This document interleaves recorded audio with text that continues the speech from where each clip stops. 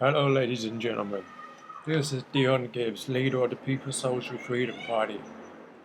We recently put up a poll online asking the people what their most important issues that they would like to see a government or any politician to deal with. One of those ideas was for housing. I'd now like to say to you all what our housing policy is. So let's start. For housing, we will firstly make housing by law a human right in the United Kingdom. Secondly, we will implement and initiate a Home for All Britons policy.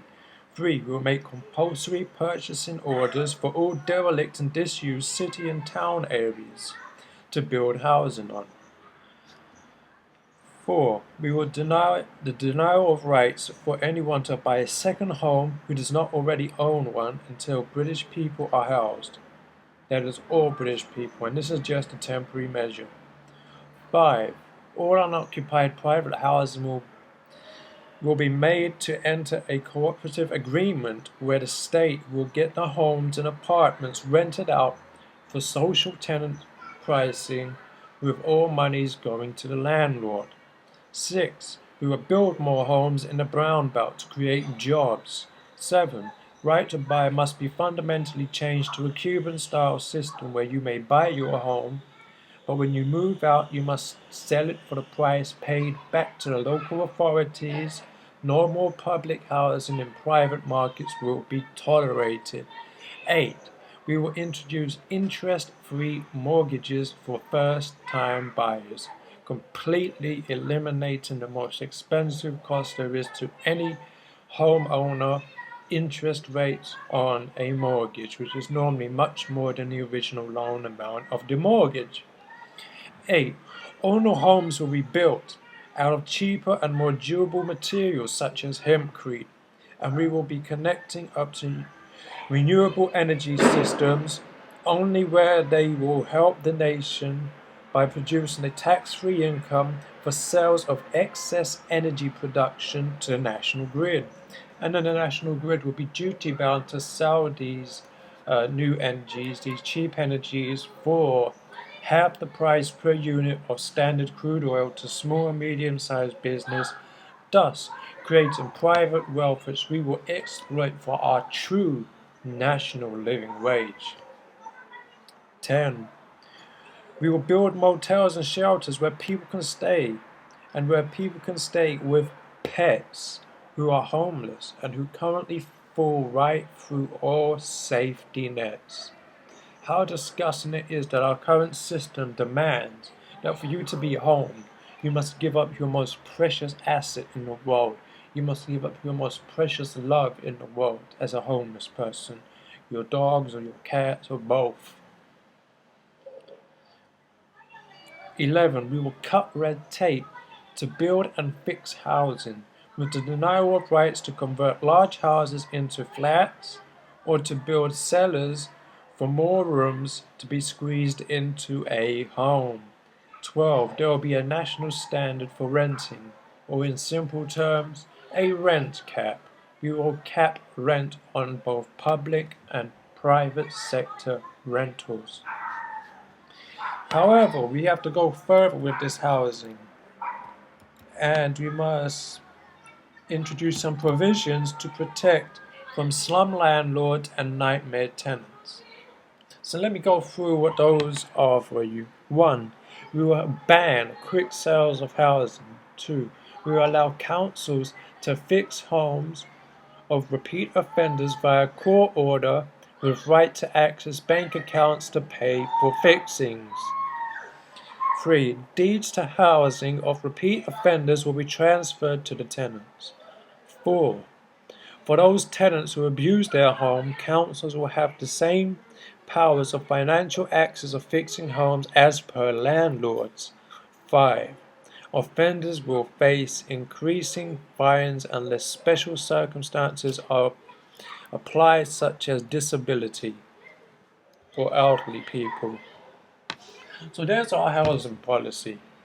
Next, We asked, what do people feel is the most important issue? Second, they said, and most importantly, the economy. Now, this is a hard one for me to go through in a small time, but I'll try my best. For the economy, you must go after the structural problems, and that is what we will do. Firstly, we will ban interest rates. Secondly, we will back currency with national productivity and workers' hours, thus capping the amount of money that can be created by any government, and thus destroying the potential for inflation or deflation problems. 3. We will ban fractional reserve banking. And for those of you who do not know what fractional reserve banking is, it basically means that banks can create money out of thin air without having any reserves to back the currency which they have created.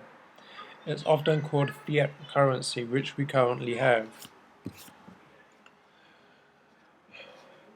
5. We will invest in the people and in business creation. Firstly, the people. We will eliminate all debts for people who have more debts than they have in income and assets. Those excess debts will be eliminated so the people can pay back what they originally owned. Okay, so for workers' rights and incentives to work for the unemployed. 1. All workers will receive a yearly voucher worth £300 per adult up to 2 and £150 per child up to 2 for a free foreign holiday or discounted one yearly. All workers deserve a break, not just the rich. Everyone deserves a break every year. 2. Workers' boards or committees in all public and private workplaces that give a platform for management and workers to agree on improvements needed to be had to improve the smoother running of the business. This will be one of our more controversial issues because it will be a replacement for the current capitalist trade union system. 4. Unemployed longer than 6 months will have to go on work experience to gain relevant up-to-date skills. They will be given daily vouchers of £3 to provide for food costs and will have a weekly payment on proof of travel expenses in the cheapest method of transport such as buses, trams and or 50 pence per mile per car ride. But that is not it. Then we're going to go after high finance. We are going to ban short selling of shares that do not exist or exist only for a short time. We will encourage rich foreign investors to leave our stock market from over 50% down to 35% because of the fact that dividends destroy our pension pot. Even the Liberal Guardian admits this. 5. There will be a national living wage for all workers 16 years onwards. 6. There will be a Smith tax. What does a Smith tax mean? Well, it stands for Stock Market and Investment Transaction Tax, which could not be passed on to the customer. So what is this exactly? Well, if you invest in high-risk ventures or you invest in too much of your money, or you embezzle money like Philip Green has done recently with the pensions of BHS, well then you are going to be taxed for every single transaction, every single bank transfer you make, whether you like it or not.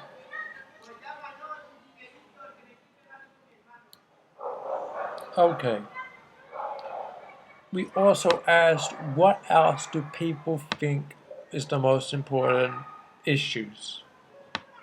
Oh, lastly, I want to explain one more thing we'll do for the economy. It's called a labor outsourcing tax.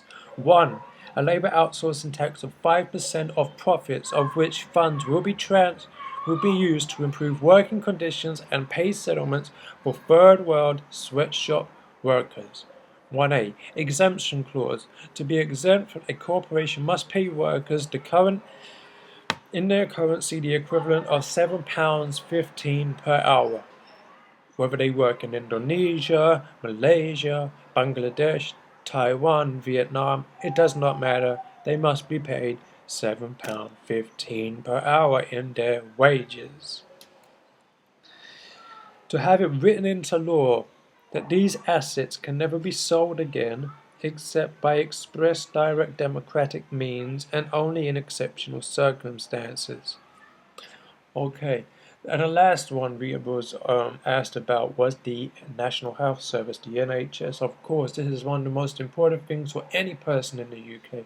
And as a disabled man myself, if I had to pay, like everyone else, £10 to visit their doctor, that would be the end of my disability income, because it would all have to go on medical bills alone. But this is not about me. I am merely a symptom of the national disease. That is, the government sitting on £30 billion of national insurance tax, which they know by law can only be spent on the NHS or the welfare system. We believe that the NHS should remain free at the point of use. Any and all contracts, when we come into power, that for the private sector we will nullify. We will not allow them to go through. Any contracts that have been given to people like Richard Branson, unless they are making a profit, of which half of their profit will have to be transferred to the state so it can be put into the NHS again for improvements, then they will have their assets taken from them in the United Kingdom. Secondly, dental treatment. Now this is something I'm really confused about, because dental treatment, we need to have it free at the point of use. However, if we can allow more dentists to be trained, more scientists to be trained, more medical scientists to be trained with 3 degrees, which we will do instantly on power, and then within 1 year we will give 3 degrees for everybody, regardless of what degree they want to take. That is after we've raised corporation tax to 30%, an increase of 10% on the current rate. Then we can have more dentists, and we can then allow them to set prices for the NHS, which will bring down the bill even further through competition in the NHS. Not competition with private forces, competition between the public sectors, as it has done in Spain. For example, a tooth extraction costs €127 to take one tooth out on the NHS. In Spain, it's on average €50 for one tooth. That is due to the fact of competition within the public sector. If we can find a way to do this, then we would not be opposed to it. We just want the waiting times down. We want funding to be put in. We want the cost of the treatments to go down. And we want to allow people to have people who are the poorest, who need to use the NHS, we want them to have the exact same care that the private sector person with the private insurance has. We are considering changing wards to individual dormitories, individual rooms for the sick to be in, because we know that in countries where the sick are put into wards, they take longer to recover because they are more prone to catch the illnesses of others sharing their ward. Which is why even in our NHS we say, do not come in if you have diarrhea or influenza symptoms.